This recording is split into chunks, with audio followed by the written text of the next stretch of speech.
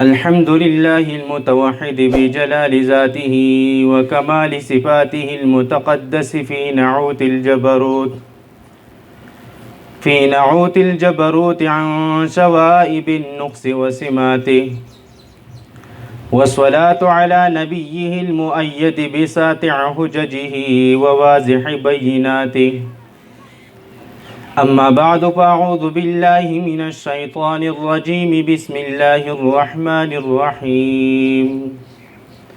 اقرأ باسم ربك الذي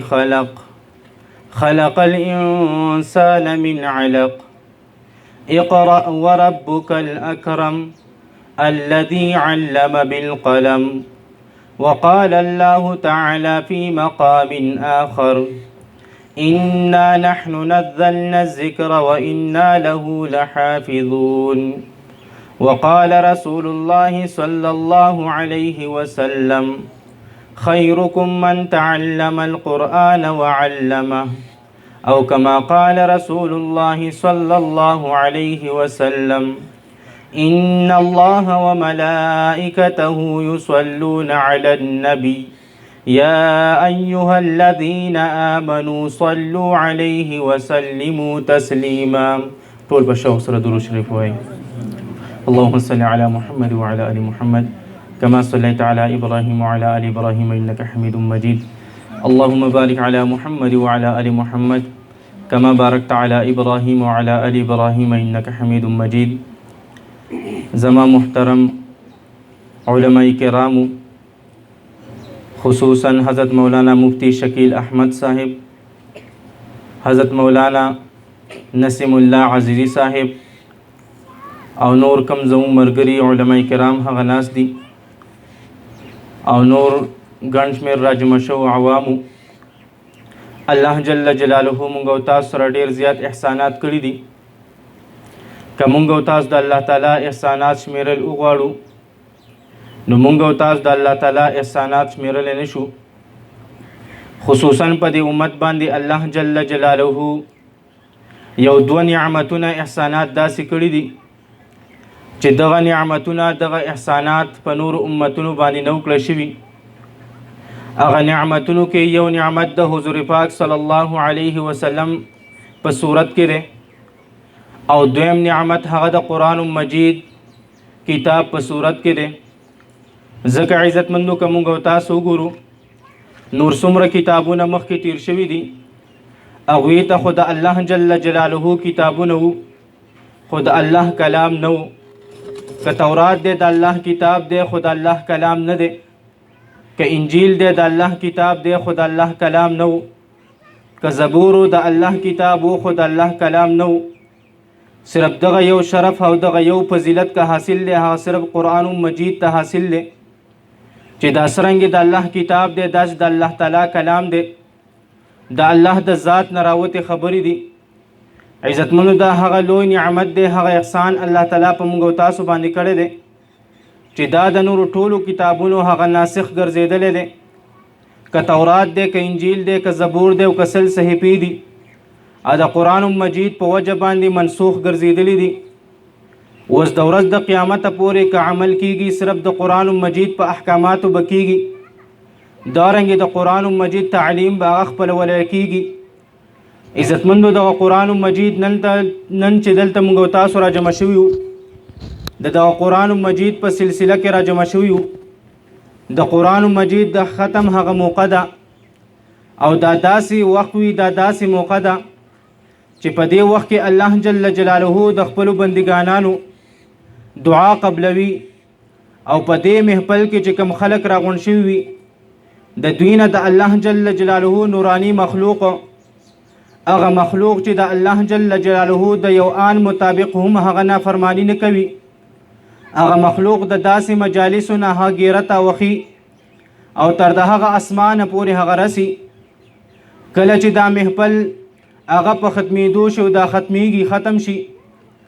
د الله جل جلاله د طرفه د دې محفل والا د مغفرت اعلان کیږي. کله چې دا فرشتي لاړ شي اسمان ته، رب کائنات ته سره د خپل علم تپوسو کې وای تاسو چرته تلی وای، دا ورته یا رب تاسو نه خو څه پناه نشته، دغه رنګ ستاسو بندګانان راغونډ شوي ستاسو ذکر کولو الله جل جلاله تی سره د علم تپوس کې ویسې غوستل و یا رب تاسو نه سپنا نشته خو جنت غوستلو د سنې پناه غوستله د جهنم نه پناه غوستله وای آیا هغوی جنت لیدلی وای جنت خو نه لیدلی وای کچرې وویني وای د هغې نه زیاته هغه دغه جنت د حصول هغه کوشش به کوي وای جهنم یې لیدلی وای جهنم خو نه لیدلی وای کچرې دغه جهنم وویني وای بیا به زیات کوشش کوي چې دغه جهنم نه دوی څه شي هغه بد شي وای بیا په دغه وخت کې الله جل جلاله د دې بندګانانو د مغفرت هغه اعلان کوي دغه پرښتې ورته ووایي یا رب دې کې یو کس داسې و چې هغې په دې محفل کې د چا سره کار و د هغې دپاره راغلی و دغه محفل ته دې دپاره نه و راغلی چې زه دې محفل کې څه د الله د رسول خبره واورم د چا سره کار و هغې دپاره راغلی و رب کائنات ورته وفرمایي وای دا دومره بهترین محفل دی چې د دې په وجه باندې ما دغه کس هم وبخلو چې کم کس دلته په خپل کار باندې راغلی و د محفل ته د اورېدلو په نیت باندې نه راغلی ما د دغه کس مغفرت هم وکړو عزتمندو دا داسې یو لوی او بهترین هغه محفل دی قرآن مجید خو هغه کتاب دی رب کائنات فرمایي که څوک وایي چې زه د خپل رب سره خبرې وکم څوک دا خوښوي من يحب ان يحدث ربه فليقرأ القرآن که څوک دا خوښوي چې زه د خپل رب سره خبرې وکم هغه د الله تعالی دغه کتاب دغه قرآن مجید ولولي دغه قرآن مجید تلاوت دی وکړي دا د الله جل جلاله سره خبرې دي دارنګې حضرت ابو ذر رضی الله تعالی عنہ هغه فرمایي قال قال رسول الله صلى الله عليه وسلم إنكم لا ترجعون إلى الله بشيء أفضل مما خرج منه يعني القرآن دارنګ الله جل جلاله ته زیات رسیدون کې او دارنګ الله ته نزدې کېدون کې د قرآن مجید نه بل یو څیز نشته ځکه قرآن مجید د الله جل جلاله د ذات نه راوتی خبر الله جل جلاله د ذات نه راوتی کلام دی عزتمند قرآن مجید دا د الله جل جلاله هغه کتاب دی چې دی په دنیا کې یو انقلاب راوستلو هغه انقلاب مونږ او تاسو ته دارنګې هغه مخې ته پروت دی که مونږ او تاسو وګورو د رسول الله صلی الله علیه وسلم نه مخکې کم دور جهالت یعنی د جهالت کم دور زمانه وه که مونږ په هغې باندې نظر واچوو په هغې کې قسمه قسم رسومات به قسمه قسم شرکیات به بدعات به هغه موجود و کله چې رب کائنات قرآن مجید دنیا ته راولېږلو د دغه قرآن مجید په وجه باندې الله تعالی په دنیا کې رڼا راوستله د دغه قرآن مجید په وجه باندې الله جل جلاله د ابو بکر نه صدیق جوړ کو د دغه قرآن مجید په وجه باندې الله جل جلاله د عمر نه عمر فاروق جوړ کو د دغه قرآن مجید په وجه باندې الله جل جلاله د عثمان نه ذوالنورین جوړ کو د دغه قرآن مجید په وجه باندې الله جل جلاله د علی کرم الله وجهنا دارنګ علی کرم الله وجهه دارنګ د هغه نه جوړ کو عزتمندو که مونږ او تاسو وګورو د قرآن مجید د نزول نه دنیا ته د راتګ نه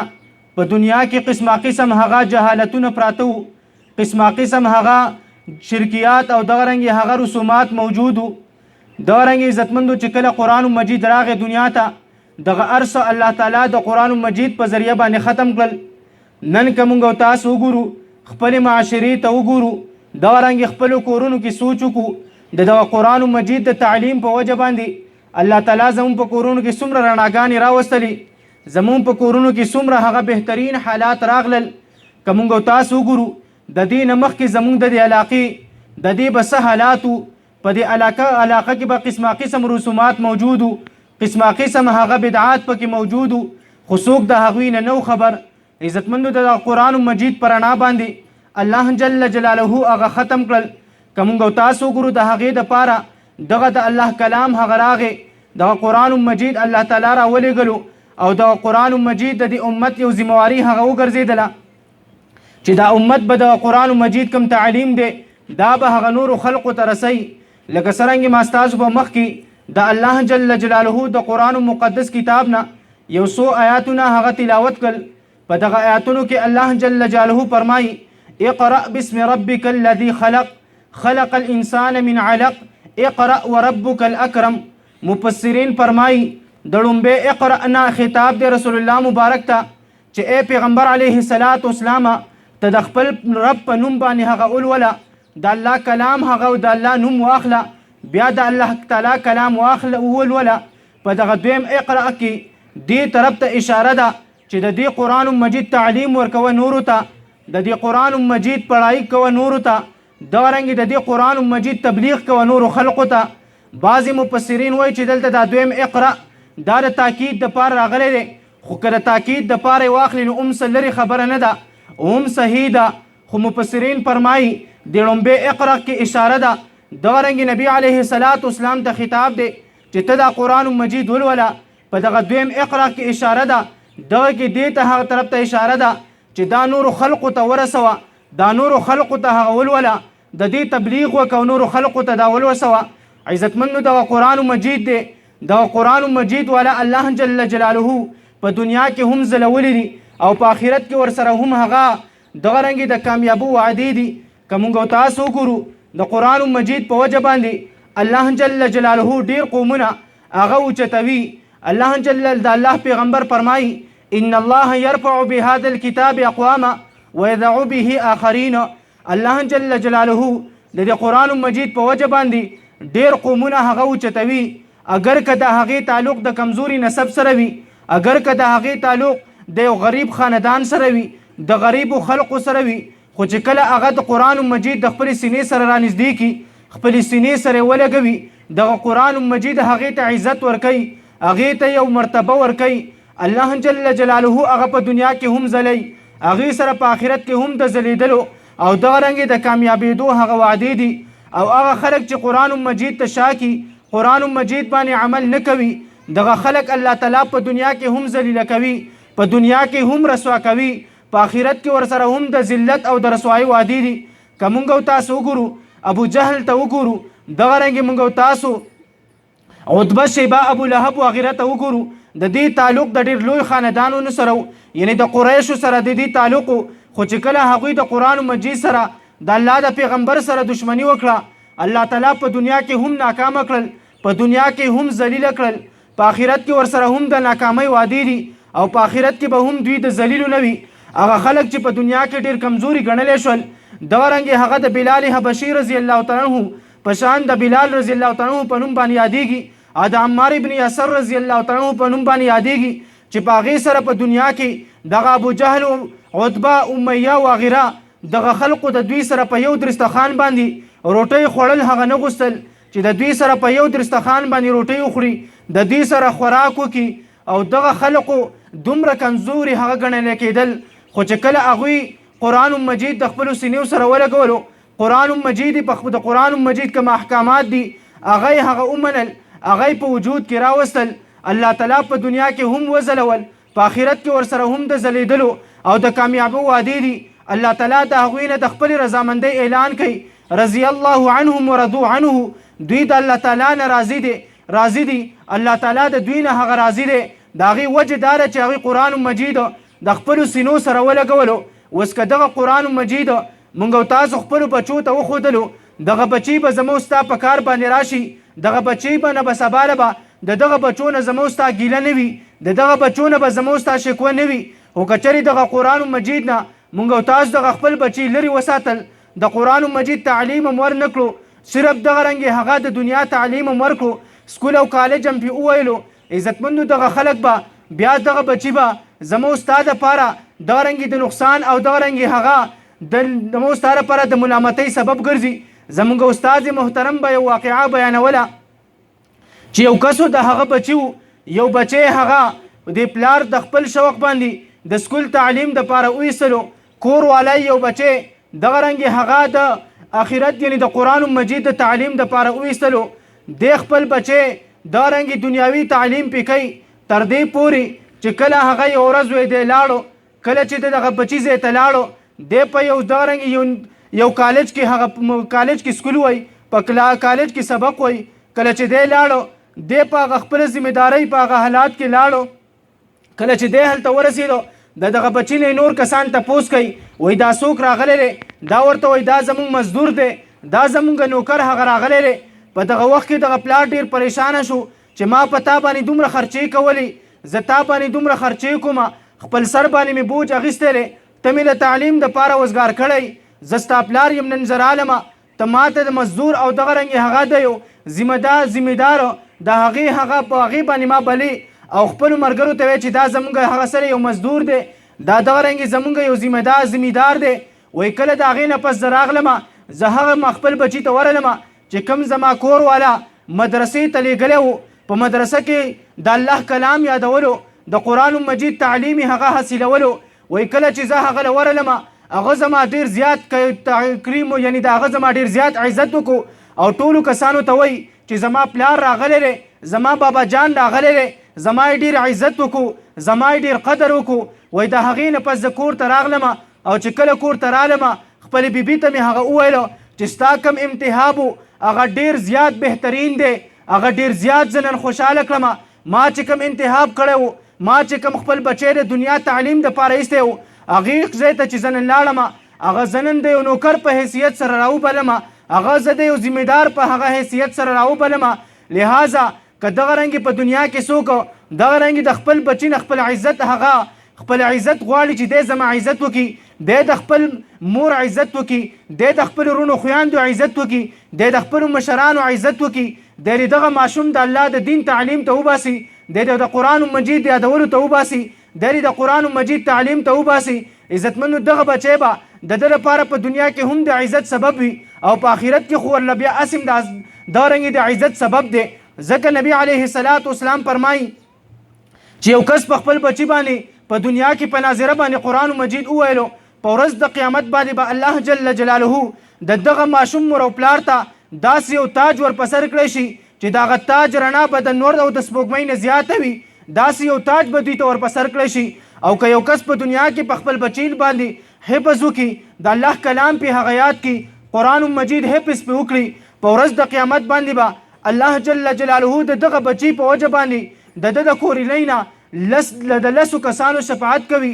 لس کسان به د جهنم نه راوځي او دا رنګې هغه به د جنت والا جوړیږي هغه به جنت ته داخلیږي هغه لس کسانو چې په هغوی باندې جهنم واجب شوی وي هغوی باندې د جهنم حکم شوی وي هغه کسان به راوباسي او ځان سره به جنت ته بوځي عزتمندو که دغه مرتبه ورکړې ده الله جل جلاله دا صرف حافظ قرآن ته ورکړې ده دا یې نه په دنیا کې د ام ای والا له ورکړې ده دا یې نه په دنیا کې د بی ای والا له ورکړې ده دا یې نه چې کوم دی په دنیا کې د بل یو ډګرۍ والا له ورکړې ده که دا یې ورکړې ده صرف د قرآن مجید ډګرۍ والا له ورکړې ده چې هغه په دنیا کې د قرآن مجید د حفظ دغه ډګري هغه حاصله کړه او قرآن مجید هغه حفظ کو قرآن مجید هغه یاد کو عزتمندو دغه قرآن مجید دغه کم ماشوم باندې مونږ قرآن مجید یاد کو دا زما دپاره په دنیا کې هم د عزت سبب ګرځي دا به زما دپاره په آخرت کې هم د عزت سبب وي عزتمندو مونږ او تاسو له پکار ده په خپلو بچو باندې د قرآن مجید تعلیم ووایو قرآن مجید تعلیم وکړو قرآن مجید په یاد کو ځکه مونږ او تاسو وګورو تعلیمونه دوه قسمه دي په دنیا کې اگر چې دا رنګې مخکې دا رنګې دا یو تعلیم حسابېدلو خو اگر چې د هغې نه دا رنګې وروسته دا دوه تعلیم اوس په دنیا کې رایج دي په خصوصا پاکستان کې په دنیا کې رایج دي چې یو ته عصري علوم ویلی کېږي بل ته دیني علوم ویلی کېږي عزتمندو د دغه عصري علومو تعلق د کوم وخته پورې دی دا عصري علوم هغه څه ته ویلی کېږي عزتمندو د دغه عصري علومو د دغې مرتبه زموږ استاد یو کسب ده د دغې مرتبه او د دغې هغه حیثیت زموږ استاد یو کسب دی لکه یو ترکاڼ دی هغه ترکاڼي کوي هغه په ترکاڼۍ باندې پیسې ګټل غواړي یو کس دی هغه مصري دی په دغه مصریتوب باندې پیسې ګټل غواړي یو کس دی هغه ډاکټر دی په دغه ډاکټرۍ باندې هم دی پیسې ګټل غواړي که یو انجینیر دی په دغه انجینرۍ باندې هم پیسې ګټل غواړي که یو کس ماسټر دی پر هغه ماسټرۍ باندې هم دی پیسې ګټل غواړي د دې مقصد د دغه تعلیم نه دنیا حصول او دنیا حاصلول غواړي په دغه باندې عزتمندو صرف د قرآن مجید دغه علماء کرام دي دغه حفظای کرام دي چې د قرآن مجید د پیسو دپاره نه یادوي د علم د پیسو دپاره هغه نه زده کوي که مونږ او تاسو وګورو نن که دلته دا قاري صاحب مونږ او تاسو ته مخې ته ناست دی یا مولانا نسیم الله صاحب ناست دی یا دغه رنګې مفتی شکیل احمد صاحب هغه ناست دی عزتمندو دوی له مونږ او تاسو که زیاتې ورکوو 15,000 به ورکوو 10,000 به ورکوو عزتمندو زما په خپله د سره 1 روپۍ تنخوا نشته پی سبیل الله هغه امامتي کومه 1 روپۍ تنخوا مې نشته خو عزتمندو کچري زما زړه وغواړي نو زه نور کارونه هم کولی شم په هغه اعتبار سره ډېر کارونه راځي ډېر کسبونه راځي خو عزتمندو زما ته دغه رنګې پیسې ګټل زما مقصد نه دی نه د نسیم الله مولوي صاحب پیسې ګټل مقصد دی نه دغه رنګې د دې قاري صاحب هغه مقصد دی نه د مولانا مفتی شکیل احمد صاحب پیسې ګټل مقصد دی د هغوی مقصد صرف او صرف دا دی چې د الله د کلام به څنګه عام شي د الله د کلام به څنګه کور کور ته ورسي د الله د کلام به څرنګې د هر بچي هغه په ژبه باندې جاري شي دا به د هر بچي سینې ته ورسي د هغې صرف دغه کار دی د هغې صرف دغه مقصد دی د هغې صرف دغه عرض دی عزتمندو که مونږ غواړو دغه رنګې دغه علما کرام غواړي د دغه قرآن مجید په تعلیم ورکولو باندې صرف د الله رضا غواړي صرف د الله د رضا حصول غواړي او انشاءالله العزیز د رب نم د امید دی چې الله به راکوي ځکه عزتمندو که یو کس ته په دنیا کې الله تعالی خپل علم ورکو د خپل قرآن مجید حفظ ورنصیب کو قرآن مجید ورنصیب کو عزتمندو دا ډیره لویه هغه خبره ده په امام مسند کې امام احمد رحمه الله تعالی یو حدیث را نقل کړی دی وایي په ورځ د قیامت باندې به الله جل جلاله یو عالم راوغواړي د عالم نه به تپوس وکړي وایي دغه رنګې تا ته ما په دنیا کې علم درکړی دغه رنګې ما په دنیا کې تا ته علم درکړی یا دغه رنګې ته د نن په کوم څه باندې هغه جنت ته ځي تر دې پورې راغلی دي شروحاتو لیکلي دي چې په دغه کس باندې به د جهنم حکم وکړی شي وایي دا به جهنم ته روان شي کله چې جهنم ته روان شي رب کائنات به عرض وکړي وایي لم اجعل علمي وحلمي فيكم وایي ما دې دپاره تا ته د خپله پوهه نه و درکړې ما دې دپاره تا ته د خپل علم نه و درکړی چې زه تا جهنم ته ولېږم بلکې که ما تا ته په دنیا کې خپل صفت درکړی د علم دا صفت دا د رب کائنات صفت دی ما تا ته پوهه درکړې وه ما تا ته علم درکړی دا مې دې دپاره نه و درکړی چې زه تا جهنم ته ولېږم بلکې که دا صفت ما تا ته درکړی د علم دا یا تا ته ما پوهه درکړې وه دا مې دې دپاره درکړې وه چې زه ستا مغفرت وکم زه ستا په آخرت کې بخښنه وکم او تا زه جنت ته داخل کم او جنت ته دې ولېږم عزتمندو نن دغه علما کرام که دغه درس او تدریس کوي دغه مدرسې ځای په ځای کلاو کړي دي په دې باندې صرف د الله رضا غواړي که د الله رضا یې نه غوښتلی مولانا نسیم الله صاحب دغه رنګې څرنګې تاسو هغه په دواړو لاسونو سره په دواړو خپو باندې روغ یې هغه هم روغ دی کاروبار کولی شي دغه رنګې قاري صاحب هم روغ دی بل هم روغ دی خو هغه صرف دا غواړي چې دغه د الله تعالی دا کلام عام شي د الله دا کلام دا دغه رنګې ښځو نر ته ورسي د الله دا کلام ماشوم او لوی ته هغه ورسي او کله چې دغه کلام د ورساو عزتمندو دغه کلام به په ورځ د قیامت باندې د په کار باندې راځي دغه کلام به ځکه حدیث شریف کې راځي کله چې انسان هغه وفات شي د عمل نامه هغه بند کړی شي د په عمل نامه کې کم نیکۍ لیکل وي هغه بند کړی شي الا من ثلاث مگر د 3 کسانو هغه عمل نامه نه بندېږي دغه په عمل نامه کې هغه لیکل جاري وي په هغې کې یو هغه عالم دی چې هغه علم کړی وي د الله د رضا لپاره بیا په دغه خپل علم باندې دغه قاري هغه عالم دی چې علم حفظ کړی وي بیا د هغې نه پس په دغه علم سره په دغه قرآن مجید یاد کړی دی دغه بیا نورو خلقو ته رسوي هغوی ته په دې باندې پیدا رسوي نو عزتمندو دغه کس به په قبر کې هغه پروت وي دی به مړ وي خو د ده په عمل نامه کې به هغه اجر و ثواب لیکل کېږي دا رنګې د ده په عمل نامه کې به لیکل جاري وي نیکۍ به لیکل کېږي نو عزتمندو دغه خلک صرف د الله رضا غواړي مونږ او تاسو له پکار ده مونږ هم د قرآن مجید راواخلو خپل سینې سره یې ولګو خپلو بچو ته دا رنګې په لاسونو کې قرآن ورکو دغه خپل بچي راولو علما کرامو ته کېنو علما کرام ورته دغه قرآن مجید وښی قال الله قال رسول ورته وښی انشاءالله دغه بچی به زموږ ستا که 15 بچي وي په هغه 15 بچو کې به له ټولو نه چې زیات زموږ ستا کم عزت کوي زموږ ستا کم هغه خیال ساتي زموږ ستا کم ادب کوي زموږ ستا د بچو مشرانو دغه رنګې د کشرانو ادب کوي دغه رنګې هغه به صرف هم دغه عالم حافظ بچی وي او که چېرې دغې ته هم کېننول صرف دغه دنیاوي تعلیم هم پرې وکړو نو بیا به د هغې نه دغه رنګې ته د خپل ادب د خپل عزت او د خپل کور دغه رنګې د مشرانو کشرانو د ادب هغه خیال نه ساتي د هغې به ته هغه امید نه ساتي د هغې وجه دا ده چې تا به صرف دنیاوي علومو ته ورکړی وي دومره خبره د دنیاوي علومو مون خلاف نه یو دغه دنیاوي علومو دنیاوي تعلیم بلکې د دنیاوي تعلیم سره سره ورله د قرآن تعلیم ورکوي انشاءالله که دغه دواړه حاصل کړل بیا به دغه بچی زموږ ستا هغه بچی وي چې دا به په دنیا کې هم زموږ ستا لپاره د عزت سبب وي او په آخرت کې به اسیم هغه د عزت او دغه رنګې زموږ ستا د دغه رنګ هغه د بخښنې او زموږ ستا د مغفرت هغه سبب وي. الله جل جلاله دې وکړي چې موږ او تاسو خپل بال بچ د الله کتاب ته کینو، قرآن مجید ته کینو، د قرآن مجید تعلیم په هغې باندې وکړو، نو انشاءالله دغه به زموږ استاد دپاره په دنیا کې هم د کامیابۍ سبب وي او په آخرت کې به هم د کامیابۍ سبب وي. الله جل جلاله دې په دې ماتو ګډو خبرو باندې د عمل کولو توفیق راکړي. واخر دعوانا الحمدلله رب العالمین.